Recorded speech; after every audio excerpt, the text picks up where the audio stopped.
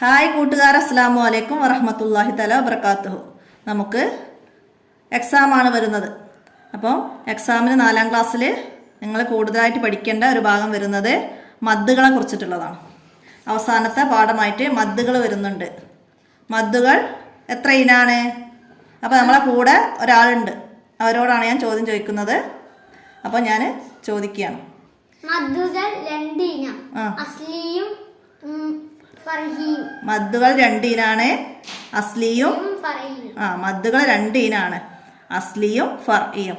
അസ്ലിയായ മദ്ദ് എന്നാൽ എന്താ? എന്താണ് മദ്ദുൽ അസ്ലി?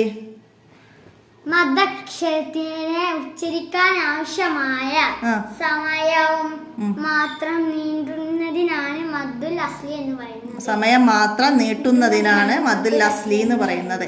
അപ്പൊ മദ്ദുൽ അസ്ലി വരൽ എങ്ങനെയാണെന്ന് അറിയോ? മദ്ദുൽ അസ്ലി എങ്ങനെയാണ് വരിക അറിയോ? കെസറയെ നീട്ടാൻ യാഹ്, ലൊമയെ നീട്ടാൻ വാവ്, ഫതഹിനെ നീട്ടാൻ അലിഫ്. അപ്പോൾ ഫതഹിനെ നീട്ടാൻ അലിഫും, കസ്രയെ നീട്ടാൻ യാവും, ലൊമ്മയെ നീട്ടാൻ വാവുമാണ് വരിക. അപ്പൊ അതിന്റെ ഉദാഹരണമാണ് എന്ത് ഇവിടെ പറഞ്ഞു തരുന്നുണ്ട്. എന്താണ് പറയുന്നത്? കാല. കാല കാല എന്നതിലെ ഫതഹിനെ നീട്ടാൻ ഇവിടെ അലിഫുണ്ട്. കീല കീല എന്നുള്ളതിലെ കസറിനെ നീട്ടാൻ യാ ഉണ്ട്. കീല. ഇവിടെ യക്കൂലു കൂന്നുള്ള കാഫിനെ നീട്ടാൻ വാവും ഉണ്ട്. യക്കൂലു. അപ്പൊ ഇങ്ങനെയാണ് കാല, കീല, യക്കൂലു. ഓക്കെ. അപ്പൊ എങ്ങനെ വേറെ ഏത് പദത്തിലും ഫതഹിനെ നീട്ടാൻ അലിഫ് വരുന്നതാ വലയാ. ഇവിടെ എന്താ വന്നത്? യാഇന്റെ ഫതഹിനെ നീട്ടാന് അലിഫ് വന്നു. അലിഫ് വന്നു. ഇവിടെ നീ എന്നതിനെ നീട്ടാൻ ഏതാ അക്ഷരം വന്നത്? യാ വന്നു. ഇവിടെ ഔ എന്നുള്ളതിന് നീട്ടാൻ ഏതാ വന്നത്? അപ്പൊ ഇങ്ങനെ വരുന്ന അലിഫും വാവും യാവും വരും. അതാണ് എന്ത്? മദ്ദുൽ അസ്ലി. ഇതാണ് മദ്ദുൽ അസ്ലി ട്ടാ. അതേമാതിരി മദ്ദിലെ 2ാമത്തെ ഇനാണ് എന്ത്? മദ്ദുൽ ഫർഇ. എങ്ങനെയാണ് ഉണ്ടാവുക അറിയോ? എങ്ങനെയാണ്? മദ്ദക്ഷരത്തെ ശേഷം ഹംസയോ സുക്കൂനോ വന്നാൽ മദ്ദക്ഷരത്തെ കൂടുതൽ നീട്ടുന്നതിനാണ് മദ്ദുൽ ഫർഇ എന്ന് പറയുന്നത്. Okay, very good. അപ്പൊ മദ്ദക്ഷരത്തിന് ശേഷം ഹംസയോ സുക്കൂനോ വരണം, അപ്പോഴാണ് മദ്ദുൽ ഫർഇ ഉണ്ടാവുന്നത്. അപ്പൊ ഇവിടെ നോക്കിയോക്ക്, ഇവിടെ ലാ എന്നതിന് എന്താണ്? മദ് ഉണ്ട്. അതിന്റെ ശേഷം വന്ന അക്ഷരം ഏതാണ്? ഹംസ വന്നു. അപ്പൊ ഇവിടെ മദ്ദുൽ ഫർഇ. ഓക്കെ. ഇനി ഇവിടെ നോക്കണേ. ഇന്നി ആനസ്തു. ഇന്നി ആനസ്തു. ഇവിടെ ഇന്നി എന്നുള്ളതിന്റെ ഇവിടെ ഒരു യാ വന്നിട്ടുണ്ട്, പിന്നെ മദ് ഉണ്ട് ഇവിടെ മേലെ. അതിന്റെ ശേഷം വന്നത് എന്താ? ഹംസ വന്നു. അപ്പൊ ഇവിടെ ഹംസ വന്നു. അപ്പൊ ഇവിടെ എന്താണ്? മദ്ദക്ഷരത്തിന് ശേഷം അടുത്ത കലിമത്തിൽ ഹംസ വന്നിട്ടുണ്ട്. അപ്പൊ ഇവിടെ എന്താണ്? മദ്ദുൽ ഫർഇ ആണ്. പക്ഷെ ഇതിൽ നമുക്ക് വേറൊരു മദ്ദും കൂടി ഉണ്ട് പഠിക്കാൻ. ഫർഇ ആണ്, എന്നാലും നമുക്ക് ഇവിടെ വേറൊരു പേര് പറയും. അത് നമുക്ക് ഇതിന്റെ അവസാനം മനസ്സിലാക്കാം ട്ടാ. അപ്പൊ ഇവിടെ മദ്ദക്ഷരത്തിന് ശേഷം അടുത്ത കലിമത്തിൽ ഹംസ വന്നിട്ടുണ്ട്. അപ്പൊ മദ്ദുൽ ഫർഇ. ഇനി ഇവിടെ അലിഫ് ലാം മീം. ഇവിടെ എന്താണ്? മദ്ദുൽ ഫർഇ ആണ് ഇവിടെയും വന്നത്. പക്ഷെ ഇവിടെ മദ്ദുൽ ലാസിം എന്ന് പറയും. അപ്പോൾ അതിനെ പറ്റിയിട്ട് നമുക്ക് സെക്കൻഡ് പാർട്ടിലാണ് പഠിക്കാനുള്ളത്. അപ്പോൾ ഇവിടെ മദ്ദക്ഷരത്തിന് ശേഷം ഹംസയോ സുക്കൂനോ വരണം എന്ന് നമ്മൾ പറഞ്ഞു. പക്ഷെ ഇവിടെ അലിഫ് ലാം മീം എന്നുള്ളതിൽ നമ്മളിവിടെ ഹംസയോ സുക്കൂനോ കാണുന്നില്ല, ഇല്ലല്ലോ.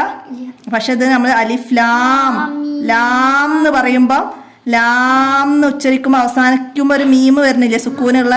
അലിഫ് ലാം മീം അങ്ങനൊക്കെ നമ്മൾ ഉച്ചാരണത്തിൽ ഒരു സുക്കൂന് വരുന്നുണ്ട്. അപ്പൊ അതാണ് മദ്ദുൽ ഫർഇ. മദ്ദക്ഷരത്തിന് ശേഷം സുക്കൂന് വന്നിട്ടുണ്ട് ഇവിടെ.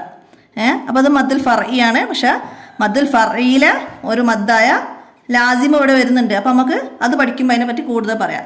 ഇനി ഇവിടെ റഹീം. റഹീം എന്നുള്ളതില് ഇവിടെ മദ്ദക്ഷരം വന്നിട്ടുണ്ട് യാഇന് ശേഷം റഹീം എന്ന് പറയുന്ന മീമിന് ഇവിടെ ഒരു സുക്കൂന് വരുന്നുണ്ട്. മനസ്സിലായോ? അപ്പൊ അവിടെ മദ്ദക്ഷരത്തിന് ശേഷം സുക്കൂന് വന്ന്, അപ്പൊ ഇവിടെയും മദ്ദുൽ ഫർഇ. ഇനി ഇവിടെ ഐനൈൻ. ഐനൈൻ എന്നുള്ളതിൽ അവസാനത്തിൽ എന്താണ്? ഒരു യാ വന്ന സുക്കൂനുള്ള യാ ഉണ്ട്. ഇതിന് ലീനക്ഷരം എന്നാ പറയാം. ഫത്തഹയുടെ ഉടനെ വരുന്ന സുക്കൂനുള്ള യാ, അതാണ് ലീനക്ഷരം. ഇതുപോലെ സുക്കൂനുള്ള വാവും വരാം. ഫത്തഹയുടെ ഉടനെ സുക്കൂനുള്ള യാ വാവ്, ഇതൊക്കെ ലീനക്ഷരം. അത് നിങ്ങൾക്ക് സെക്കൻഡ് പാർട്ടിൽ പഠിക്കാണ്ട്, അപ്പോൾ കൂടുതൽ അറിയാം. അപ്പോൾ ഇവിടെ മദ്ദക്ഷരത്തിൻ്റെയോ ലീനക്ഷരത്തിൻ്റെയോ ശേഷം സുക്കൂന് വരുന്നതോ മദ്ദുൽ ലീൻ എന്ന് പറഞ്ഞിട്ട് പഠിക്കാണ്ട്. അപ്പം നമുക്കിത് മദ്ദുൽ ഫർഇയിലെ 5 ഇനങ്ങൾ പഠിക്കാണ്ട്. മുത്തസില്, മുൻഫസില്,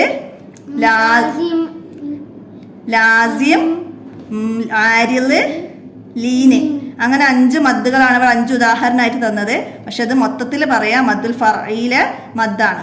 മനസ്സിലായില്ല?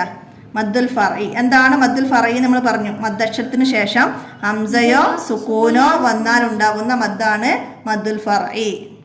മദ്ദുൽ ഫർഇ എത്ര ഇനം? 5 ഇനം. ഏതൊക്കെ? മുത്തസിൽ, മുൻഫസിൽ, മദ്ദുൽ ലാസിം, മദ്ദുൽ ആരിൽ, മദ്ദുൽ ലീൻ. അതെ, ഇങ്ങനെ 5 ഇനം മദ്ദുകളുണ്ട്. അപ്പോൾ എക്സാമിന് അവസാനം വിശദീകരിക്കുക, 5 വരി കുറയാതെ എഴുതുക എന്നൊക്കെ പറഞ്ഞിട്ട് മദ്ദുൽ ഫർഇ തരും. അപ്പോൾ മദ്ദുൽ ഫർഇ എന്താണെന്ന് ആദ്യം എഴുതുക, പിന്നെ ഈ 5 മദ്ദുകളുടെ പേര് എഴുതി വെക്കുക.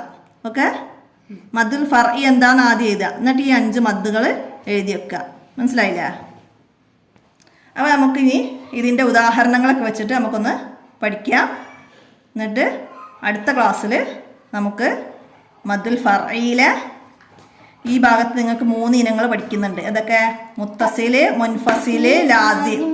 ഈ 3 മദ്ദുകൾ ഈ പാർട്ടിൽ പഠിക്കുന്നുണ്ട്. അതിനെ കുറിച്ചിട്ട് നമുക്ക് അടുത്ത ക്ലാസ്സിൽ പഠിക്കാം. ഇന്നത്തെ വീഡിയോ ഇവിടെ അവസാനിപ്പിക്കാം.